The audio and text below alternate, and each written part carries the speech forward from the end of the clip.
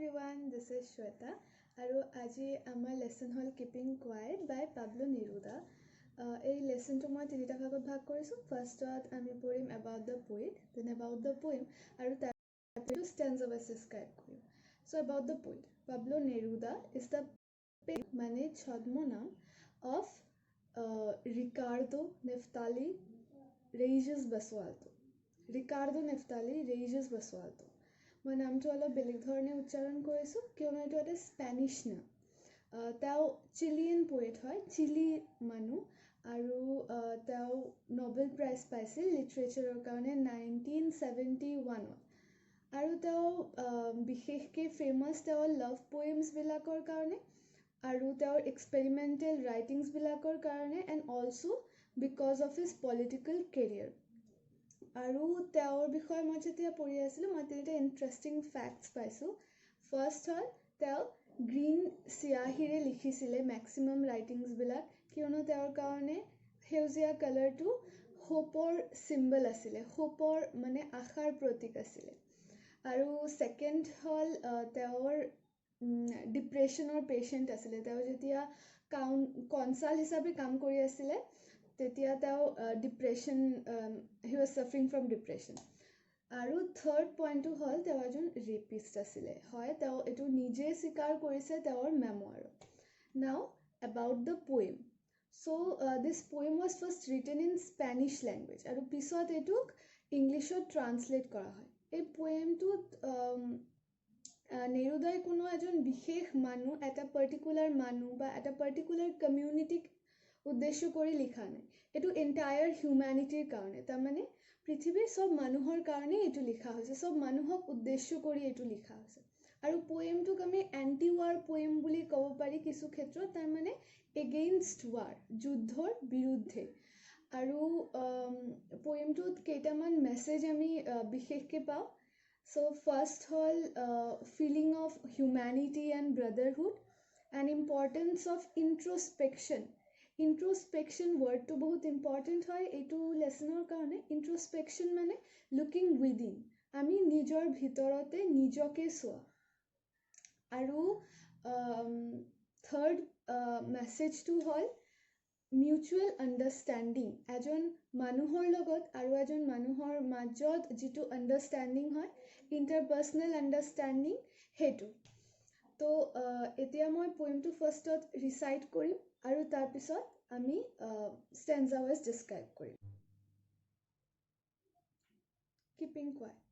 Now we will count to 12 and we'll all keep still.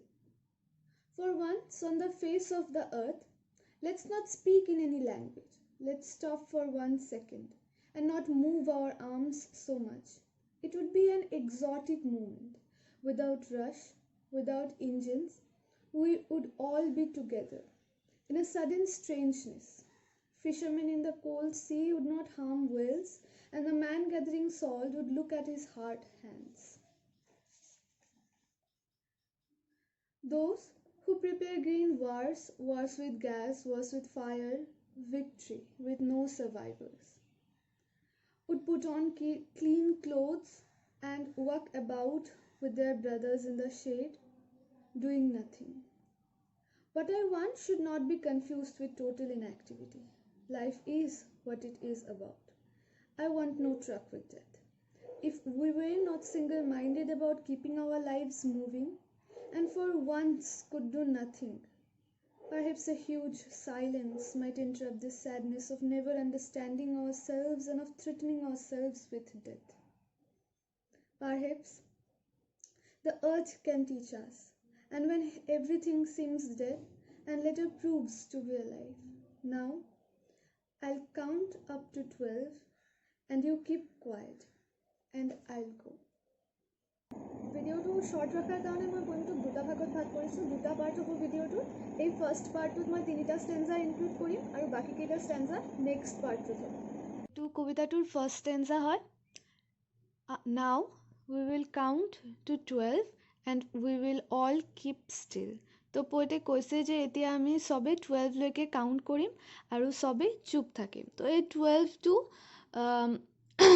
12 hours মানে আমাৰ ঘড়ীত যিটো 12 numbers থাকে সেইটোও বুজাব পাৰে আকৌ 12 to 12 months of মানে বছৰৰ যিটো 10টা 12টা month থাকে সেইটোও বুজাব পাৰে আৰু এটা বস্তু হ'ব পাৰে চাবা যেতিয়া ট্ৰাই কৰি চাবা তোমালোকে যেতিয়া খং উঠিব বা মানে মনটো যেতিয়া অস্থিৰ থাকিব তেতিয়া যদি তুমি মনে মনে নাম্বাৰছ কাউণ্ট কৰা 12 লৈকেও কাউণ্ট কৰিব নালাগে 10 লৈকে কাউণ্ট কৰিলেও চাবা তোমাৰ মাইণ্ডটো অলপ হ'লেও কাল্ম হ'ব চিন্তাবিলাক অলপ হ'লেও দূৰ হ'ব আৰু তুমি এটা ফ্ৰেছ পাৰ্সপেক্টিভ লৈ আগুৱাব পাৰিবা সেইটোৰ কথাও হ'ব পাৰে নেক্সট কৈছে for once on the face of earth let's not speak any language কৈছে যে পৃথিৱীত ফাৰ্ষ্ট টাইম বোলা কোনো ল্যাঙ্গুৱেজত কথা নাপাতো বোলা কোনো ভাষাত কথা নাপাতো আমাৰ কথাটো কিহৰ মাধ্যমেৰে হ'ব আমাৰ সাইলেন্সটোৰ মাধ্যমেৰে তো সাইলেন্সটোৱে আমাৰ কাৰণে এটা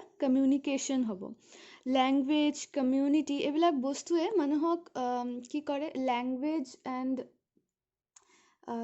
কমিউনিটি বুলি ক'লোঁ ল্যাঙ্গুৱেজ ৰিলিজন এণ্ড এইবিলাক বস্তুৱে কি কৰে মানুহক এজনৰ পৰা বেলেগ কৰি দিয়ে ন যেনেকুৱা আমাৰ ইণ্ডিয়াতে ধৰা কিমান ভাষাত কথা কয় মানুহে কিছুমানে বেংগলী কিছুমানে অসমীয়া কিছুমানে ইংলিছ কিছুমানে হিন্দী কিছুমানে মাৰাঠী গুজৰাটী তামিল কিমান ভাষা আছে তো সবে আমি বেলেগ বেলেগ হৈ যাওঁ ন আমাৰ যিটো কমিউনিকেশ্যন হয় তাত এটা গেপ আহি যায় কিন্তু যেতিয়া আমাৰ মাজত কোনো ভাষা নাথাকিব অকল এটা বস্তুৱে কমন থাকিব সেইটো হ'ল সাইলেন্স আৰু তেতিয়া আমি সবে ইকুৱেল হ'ম কোনেও কাৰো পৰা বেলেগ নহয় Let's stop for 1 second then not move our arms so much তো ইয়াত arms wordটো আছে মই আন্ডাৰলাইন কৰি দিছোঁ সো এই ৱৰ্ডটোৱে দুটা বস্তু বুজাব পাৰে আমাৰ হাত আৰু arms মানে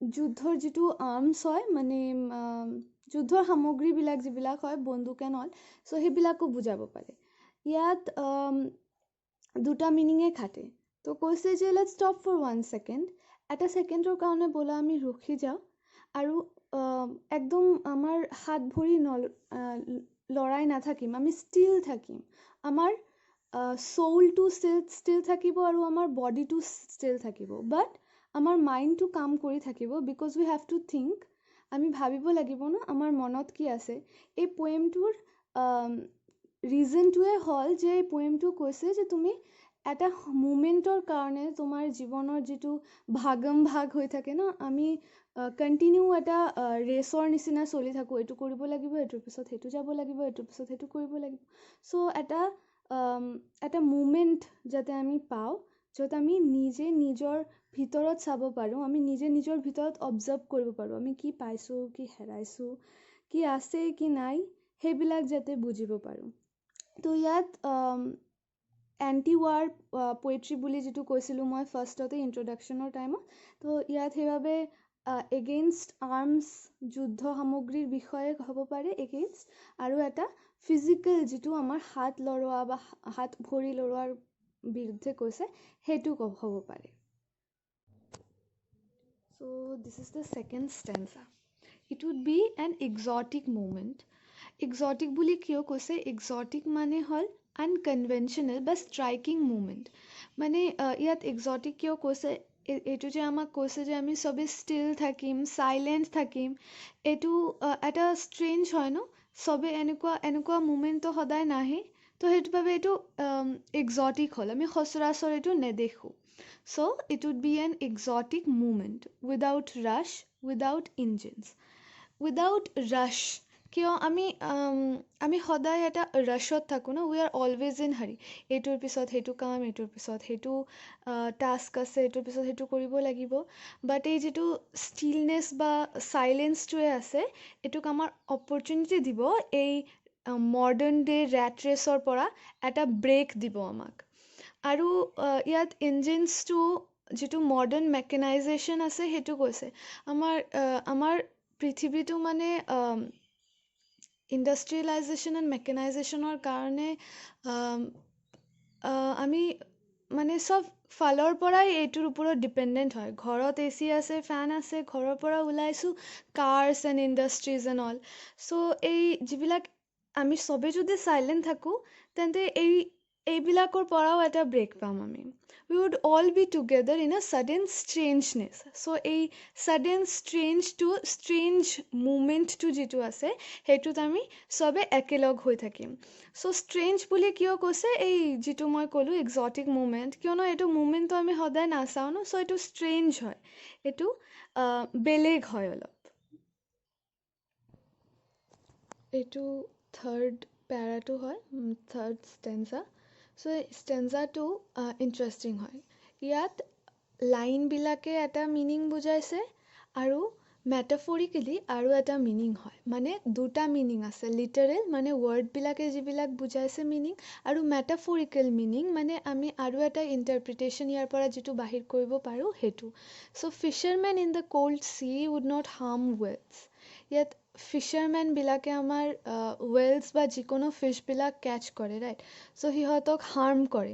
যেতিয়া এই মুমেণ্ট অফ ইণ্ট্ৰস্পেকশ্যনটো পাব, মুমেণ্ট অফ চাইলেঞ্চটো পাব, সিহঁতে বুজি পাব যে এইটো ভুল হয়।